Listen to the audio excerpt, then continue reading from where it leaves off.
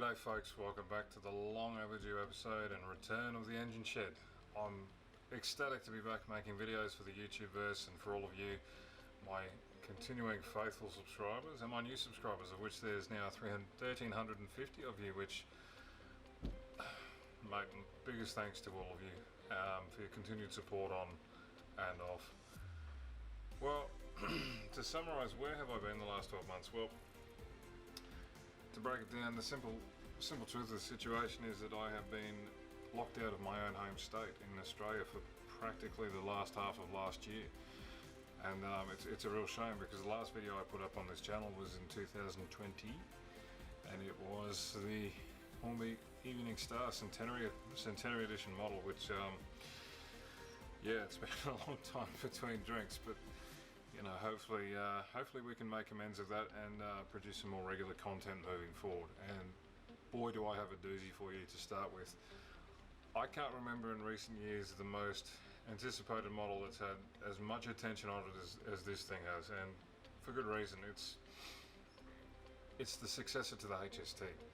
At the end of the day, it's the successor to the HST and the Class 91, and to imagine that that was even feasible for one class of locomotive would just be mind-boggling a few years ago. But today I've managed to get my hands on a Class 800 LNER Azuma Hornby train pack, and my god am I excited to get that out, open it up, see what it's like, get it running on the layout, and get the ball rolling again on 2022. So plenty in the pipeline, but I think this is probably the best place to start on a locomotive and a model that so many of us have been waiting for.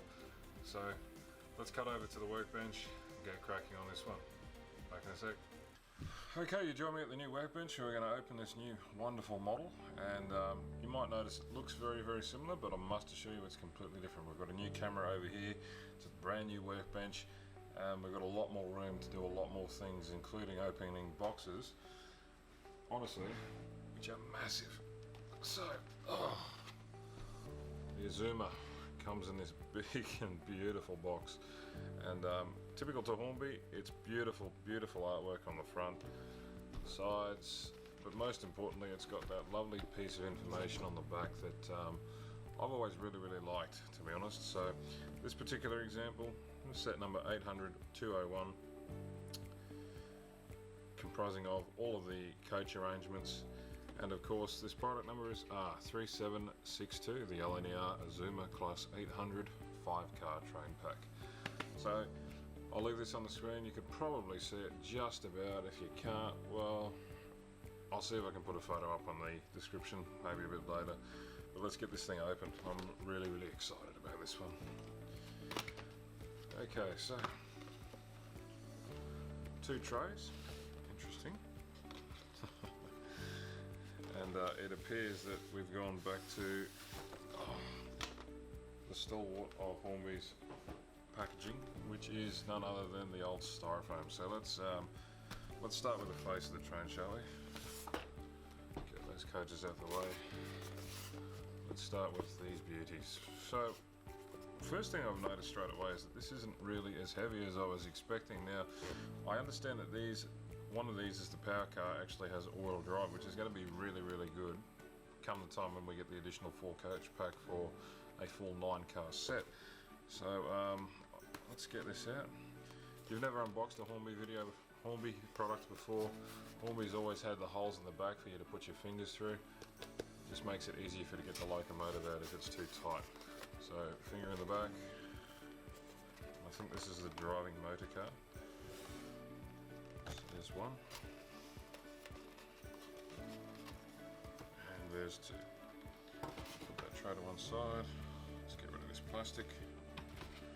And first things first, this is bloody beautiful, this model. This livery, I'm so glad I got this, not the Great Western livery, because this just looks stunning. So, right here we have our dummy car. And first things first, just check out the detail on that. Isn't that sensational? Undercarriage detail, not really much to see here, but it's interesting to note that Hornby's actually made inclusion for a large speaker in there, and it appears that instead of the traditional removing the body, we just removed 3 screws to get in there and put a decoder and a speaker, which Well done, Hornby. I've got to say, in the past, some of the models that have been released by Hornby have been very difficult to chip. If this is easy as it looks, this should be fairly straightforward, so we could probably show you how to chip the decoder today as well. But lovely, lovely bogies, unpowered obviously, and my god, is this thing long. This thing's probably on par with the Pendolino coach in length, which surprised me. I thought these were a little bit smaller, but not to be. Now that's interesting. So the diaphragms on the back of these coaches are in fact rubber. That's quite special. So let's see how this thing looks when we put it together. But that's the dummy car, so we'll put that to one side. Now that's heavy. That's quite heavy. Now the power car, much the same detail, very, very smart livery, quite an attractive front end, but little slight difference in the livery. Obviously the baggage compartment at the front has fully blanked out windows, but nevertheless this is a smart looking locomotive. The roof detail is just extraordinary. I think that's probably my favourite part. Pantograph is just the standard plastic, but you know, that's fine. That's probably better than the old school Hornby pantographs, which were metal and looked very, very out of place. Let's have a look at the undercarriage. Now this is what I was hoping to see. Full all-wheel drive setup. If you can't see it, you will. This is a really well set out bit of kit. Same exact under tray installation by the looks, but that's quite heavy. But I will say it's quite front heavy, so my guess would be that Hornby's hid the motor somewhere in here, and we've got flywheels and drive shafts going to each of those bogies. So that's really, really good, Hornby. First impressions are really, really good. So those are the two driving units. Let's have a look at some of these coaches. Same deal again, and geez, these look good.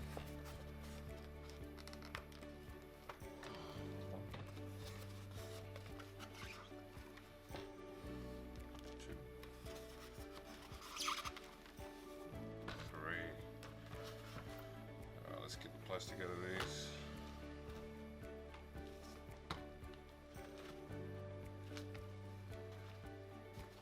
That's one drama done. Right, 3 coaches. One. Now, I probably only need to show you one in hindsight because they're all fairly similar, but we'll do that. Let's pick this one here. Same beautiful detail. Same rubber diaphragms on the end, which is really, really nice. Beautiful roof detail. The bogies look great.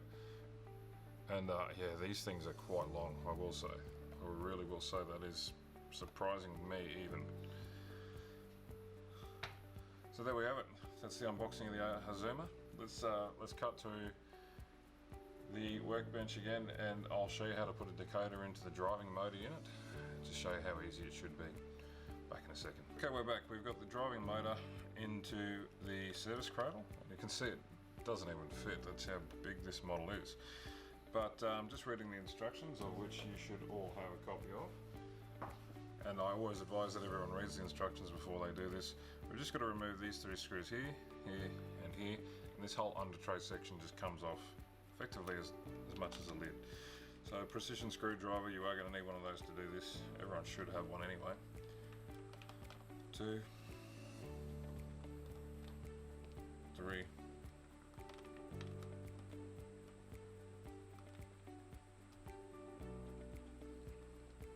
It's a bit longer. 3. And as promised, it was very, very easy. Now,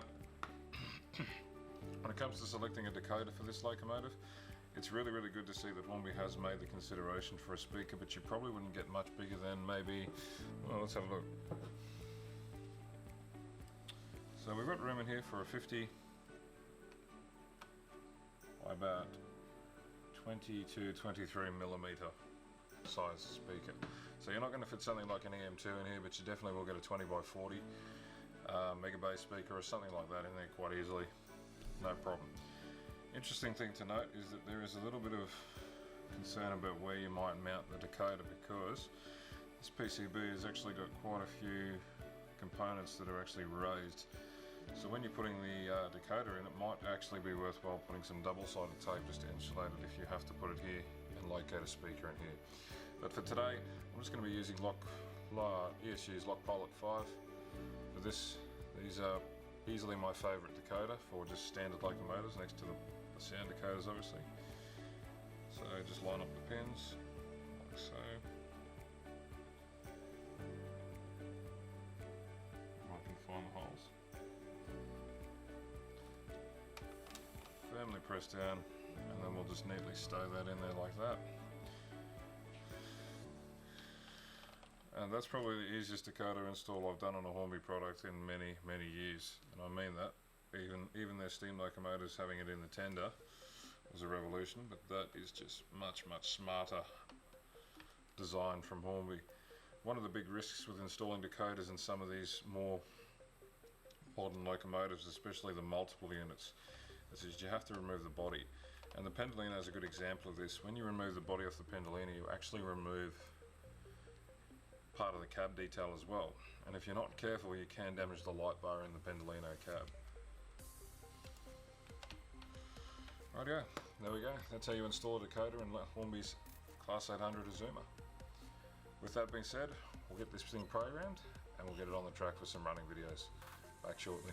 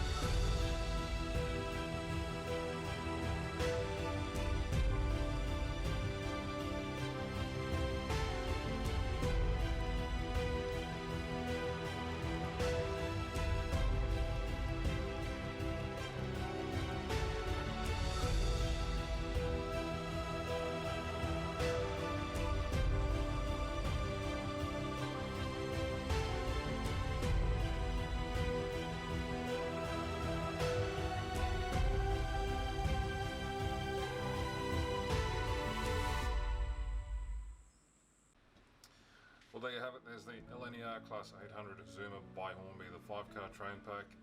I've got to be honest, it didn't disappoint. This thing lived up to the hype in so many ways, and it's going to look even better when I get my hands on those additional 4 coaches for the 9-car set, which it's going to go nicely with the Pendolino, and it was really nice watching that run around the layout with the Pendolino. Kind of its West Coast counterpart.